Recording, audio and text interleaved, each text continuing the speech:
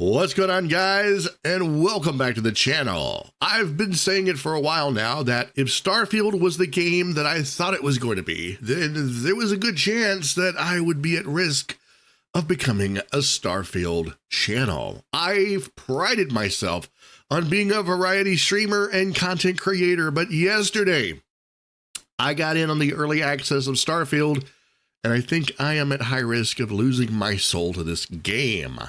What I'm saying is, let's talk about Starfield. Now, before anyone starts calling me out for being a Bethesda fanboy, I will readily admit that I am, in fact, a Bethesda fanboy. I don't think there's anything wrong with being a fan of something as long as it doesn't come with a pair of rose-tinted glasses.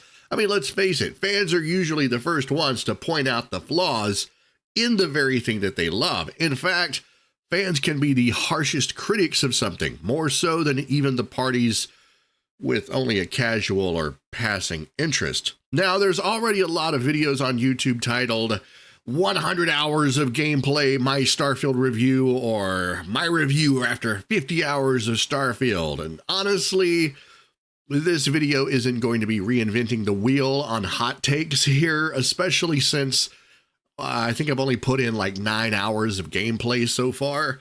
Granted, half of that was me probably tampering with the game settings to try and squeeze as much quality and performance out of my RTX 3060 as I could. What I want to talk about is the expectations that was set for this game and whether or not those expectations were met. Todd Howard and company have historically dropped the pooch and screwed the ball in the past, and despite some of their best speeches and assurances, there have been Bethesda games that did not just work. Granted, even after all of the headaches and the heartaches and the bugs, it's a fact that games like Skyrim and Fallout 4 have stuck around long after other games have been buried and forgotten.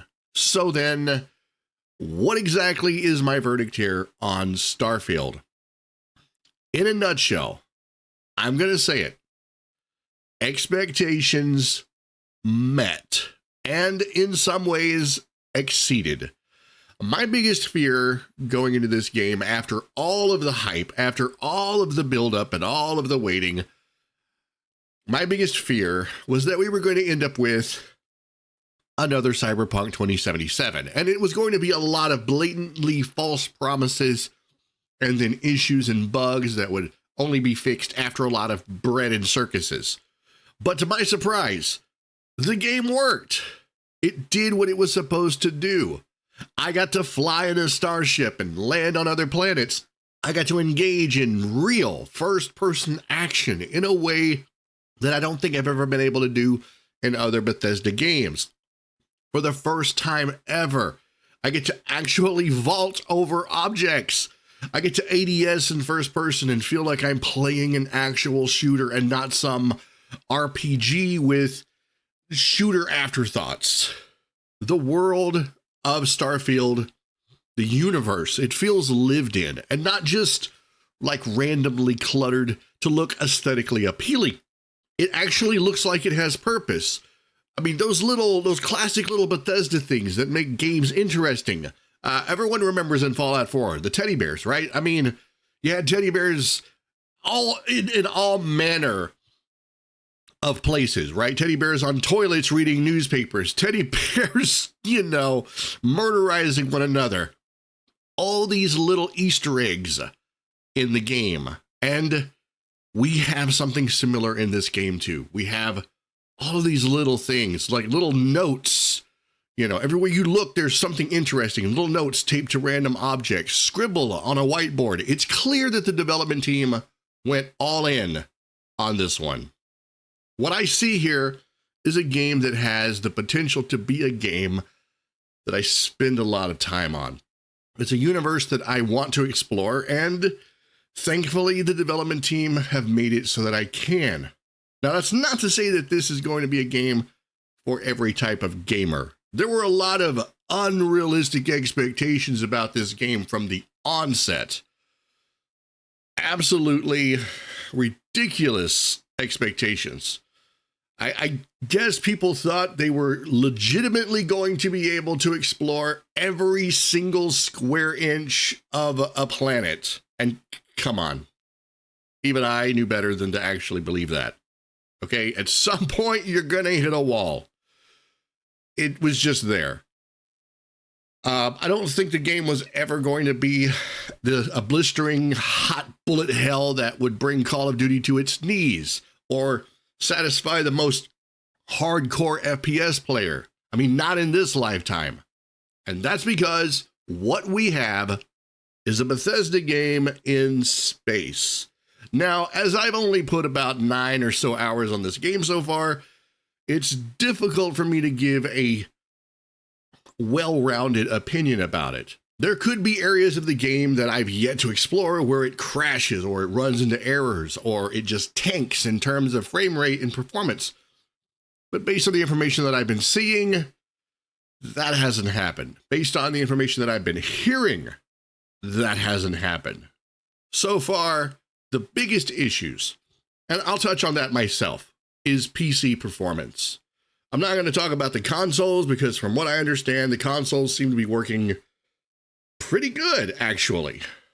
What we're getting is a very hungry game in terms of graphical fidelity. To be honest, it's kind of reminding me of those early days of Cyberpunk 2077, but realistically, I think that would be comparing apples to oranges since Cyberpunk 2077 just straight up failed on multiple fronts, not just a frames per second one.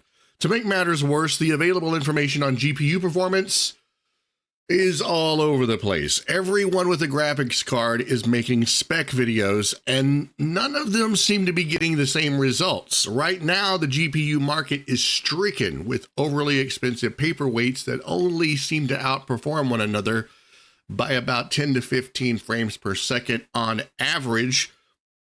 And still the best we can get from Starfield is about 100 FPS indoors and maybe 65 FPS when the environment decides to clamp down. And this is on those higher end GPUs like the RX 7900 XTX or maybe the RTX 4090. And we all know that the average gamer isn't going to have one of those floating around in their sock drawer. Bottom line is that Starfield needs more optimization. I think the biggest and really the only major issue that I've had has been with the game's settings. NVIDIA got shafted, so there's no DLSS unless you want to try modding the game. And there's no way I'm brave enough to F around with a day one mod from anyone. And then there's the lack of distinctive quality settings. We get this general setting from low to medium, medium to high, high to ultra, but there's no fine tuning. The fine tuning just isn't there. It feels like a lot of options are just missing, as opposed to, say, Call of Duty Modern Warfare, which had probably hundreds of options for fine-tuning your graphics. I know we live in an age where every gamer wants 144 FPS and 4K for every game made, and we've been conditioned to only accept that. And anything that has to be played at medium to high settings on 1080p is for the devil's anus. I agree that higher FPS makes for a much smoother experience, and while I'm sure most casual gamers would love to have that, the cold hard truth is that they're going to be spending a few minutes making compromises. Does this make for a bad game? No, I don't think so. Not in the broad scheme of things. It just makes for a game that needs improvements. It makes for a slightly weaker game. And honestly, if I had to sacrifice some dips in frame rate over, say, something catastrophic like the whole game being a giant broken turd that crashes or glitches and is by and large unplayable, I'll go for the 30 FPS cap. I can at least aim my weapon at 30 FPS. It won't be pretty, but I'll get the job done. I think over the next few days, maybe even the next week, we're going to be seeing some updates and patches that I'm sure will smooth out a lot of the early wrinkles. And who knows, NVIDIA may actually get to have some DLSS in there after a bit, and all the RTX fanboys can stop crying in the Steam threads. I think Starfield is a capable game, and considering that we've had abject failure after failure the past few years with big AAA titles, this one, even on its bad day, seems to work better. At least we're able to play it, we're able to experience it, and dare I say, really enjoy it. For now, that's all I've got. I just wanted to take some time and give my first impressions on Starfield.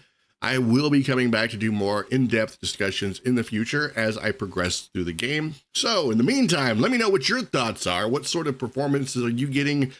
What's your system set up? Let me know if you're having fun playing it, because after all, if we're not having fun with it, it's not doing its job. Guys, I hope you enjoyed this video. If you did, be sure to hit the like button. And of course, if you're new to the channel, consider subscribing so that you can catch my streams where I play games with a Catgirl Vtuber model.